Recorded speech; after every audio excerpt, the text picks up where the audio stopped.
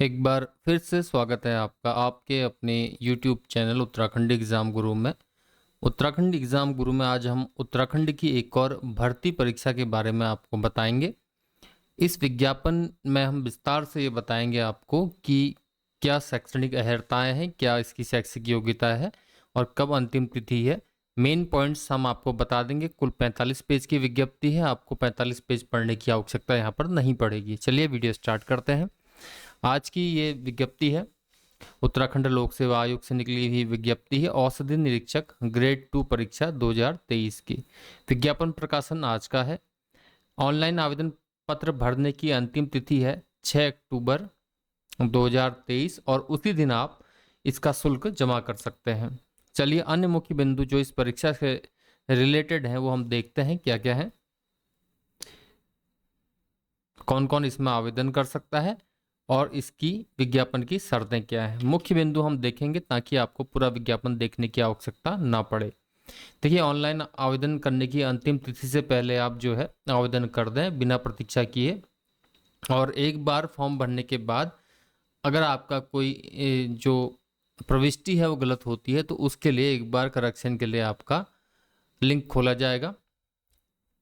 और इसके लिए अगर आप कुछ गलत भरते हैं फॉर्म में तो भविष्य में इस पर कोई विचार नहीं किया जाएगा। ठीक, इसके बाद भी जो प्रश्नगत परीक्षा है उसके लिए साक्षात्कार की प्रक्रिया अपनाई जाएगी। अगर अभ्यर्थी ज़्यादा होते हैं तो स्क्रीनिंग परीक्षा यहाँ पर की जाएगी, जैसा कि आवेदन में लिखा है। ठीक, परीक्षा जो होगी अगर स्क्रीनिंग होती है तो हरिद्वार, देहरादून और हल्द्वानी में होगी। अगर अभ्यर्थी कम होते हैं तो हरिद्वार नगर में ही परीक्षा केंद्र में स्क्रीनिंग परीक्षा की जाएगी।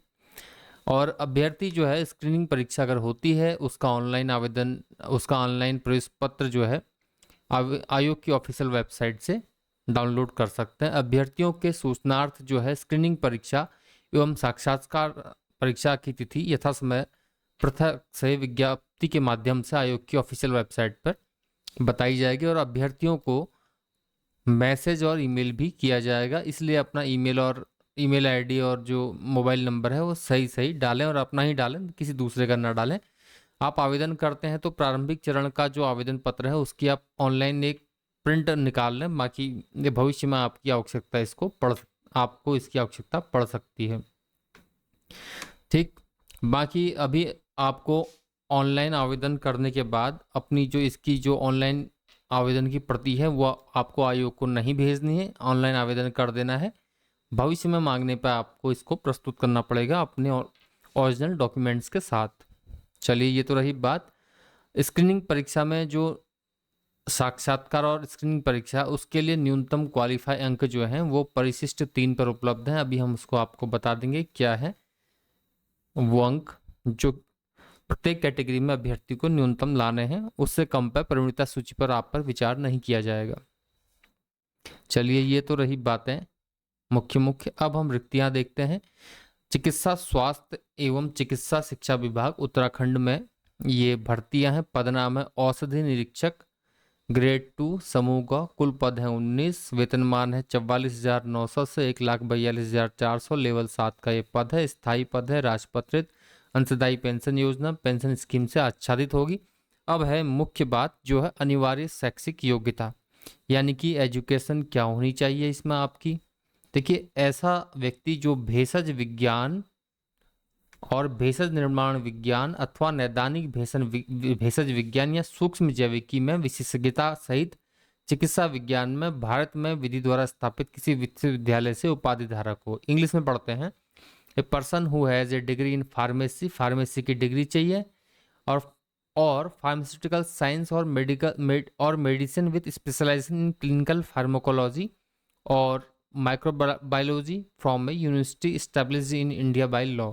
तो आपकी फार्मास्यूटिकल साइंस और medical with specialisation in clinical pharmacology और माइक्रोबायोलॉजी, इनमें से कोई आप शैक्षिक योग्यता आपको धारित करना आवश्यक होता है। बाकी अधिमानी अर्हता है, अगर अंक आपके बराबर होते हैं तो अधिमानी अर्हता लागू होती है। 21 वर्ष न्यूनतम, अधिकतम 42 वर्ष ये पदों की संख्या है। अनारक्षित में 14, अनुसूचित जाति 2, आर्थिक रूप से कमजोर वर्ग 1, टोटल 19 पद हैं। बाकी 37 आरक्षण आप विज्ञापन में देख सकते हैं। 45 पेज का कुल विज्ञापन है। आयु की गणना जो है 1 जुलाई 2023 से की जाएगी और 1 जुलाई 2002 के बाद और 2 जुलाई 1981 के पूर्व का आपका जन्म नहीं होना चाहिए। अब मुख्य बिंदु देख लेते हैं क्या है।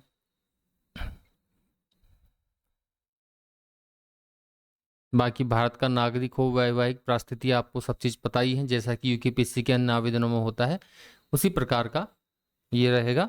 और शुल्क देख लेंगे, अनारक्षित के लिए 150 रुपये और 22.30 रुपये प्रोसेसिंग शुल्क, 172 रुपये इसका कुल शुल्क होगा। एससी के लिए 82 रुपये कुल पड़ जाएंगे, एसटी के लिए 82 रुपये 30 पैसे वही, अन्य पिछड़ा वर्ग के लिए भी 172, आर्थिक रूप से कमजोर वर्ग भी 172 रुपये 30 पैसे।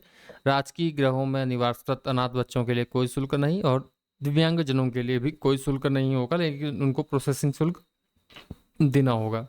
चलिए ये तो रही बात। अब हम स्क्रीनिंग परीक्षा के बारे में बता देते हैं आपको। अगर स्क्रीनिंग परीक्षा होगी, स्क्रीनिंग परीक्षा उसी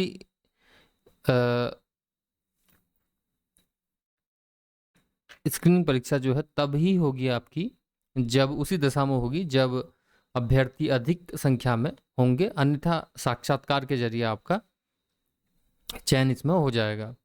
और एक पॉइंट मैं आपको बता रहा था, स्क्रीनिंग परीक्षा का जो वो रहेगा सिलेबस या परीक्षा प्रणाली किस प्रकार से रहेगी। देखिए परीक्षा योजना ये है, फार्मास्यूटिकल साइंस के प्रश्न आएंगे, टोटल वही आएंगे, प्रश्नों की संख्या 200 है, अधिकतम अंक 200 है, समय अवधि 3 घंटा है, ऋणात्मक मूल्यांकन पद्धति अपनाई जाएगी, गलत प्रश्न के लिए 1 अंक और सही प्रश्न के लिए गलत प्रश्नों के लिए 1/4 अंक काटा जाएगा और सही प्रश्नों के लिए 1 अंक दिया जाएगा और 100 नंबर का साक्षात्कार इसमें आपका होगा। ठीक, ये तो रही आपकी परीक्षा योजना। बाकी मैं आपको बताने वाला था, सिलेबस इसमें पूरा दिया गया है। आप चाहें तो हमारे टेलीग्राम चैनल से भी इस सिलेबस को डाउनलोड कर सकते हैं या आयोग की ऑफिशियल वेबसाइट में देख सकते हैं। स्क्रीनिंग परीक्षा में अनरिजर्व कैटेगरी में 35% नंबर न्यूनतम लाने हैं, ओबीसी के लिए 30%, आर्थिक रूप से कमजोर वर्ग 30%, एससी एसटी एवं संबंधित उप श्रेणी के लिए 25% न्यूनतम मार्क्स आप लाएंगे, तभी आप इसमें प्रवीणता सूची में आपका नाम सम्मिलित होगा। और साक्षात्कार में न्यूनतम अंक जो है अनारक्षित के लिए 45%, ओबीसी के लिए 40%, ईडब्ल्यूएस के लिए 40% और एससी एसटी के लिए 35% है। तो ये एक क्राइटेरिया तय किया आयोग ने, वो है। तो फिलहाल इस वीडियो में इतना ही। अगर आपकी इन पदों से संबंधित कोई क्वेरी है तो कमेंट कर सकते हैं या टेलीग्राम चैनल से जुड़ के वहाँ आप अपना प्रश्न पूछ सकते हैं। बहुत बहुत धन्यवाद।